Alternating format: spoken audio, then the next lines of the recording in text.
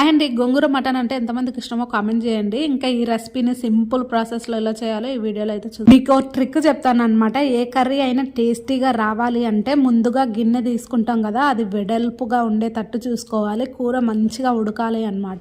తెలిసిన వాళ్ళకి ఓకే, తెలియని వాళ్ళకి మాత్రమే చెప్తున్నా. ఈ దానికి కూడా తప్పుగా తీసుకోకండి. స్టవ్ ఆన్ చేసేసి ఆయిల్ వేసుకొని పోపు దినుసులు అన్ని వేసుకోవాలి. తర్వాత ఆనియన్స్ వేసి మగ్గిన తర్వాత ముందుగా మనం కట్ చేసి పెట్టుకున్నాం కదా పుండు కూర, దాన్ని కూడా వేసేసుకొని బాగా మగ్గనిచ్చుకోవాలి. అల్లం వేసి పచ్చి వాసన పోయే వరకు మగ్గనిచ్చుకోవాలి. తర్వాత ఇంకా మటన్ ని వేసుకొని మంచిగా చిన్న ఫ్లేమ్ లోనే ఆయిల్ పైకి తేలే వరకు మూత పెట్టేసుకొని మగ్గనిచ్చుకోవాలి. చూసారు కదా, ఇలా మంచిగా మగ్గిన తర్వాత ఎంత వాటర్ కావాలో అంతా పోసేసుకొని కారం వేసుకొని ధనియాల పౌడర్ కొత్తిమీర వేసుకొని ఇంకా దించేసుకోవడమే. ఈ కాంబినేషన్ లో ఒక్కసారి ట్రై చేయండి, మీకు కూడా ఖచ్చితంగా నచ్చుతుంది. గోంగూర వేసుకుంటాం కాబట్టి టమాటా వేసుకునే అవసరం లేదు, ఆల్రెడీ పులుపు యాడ్ అవుతుంది కాబట్టి టమాటాతో పని ఉండదు అనమాట. వీడియో నచ్చితే like, share, comment and subscribe. ఉంటారు.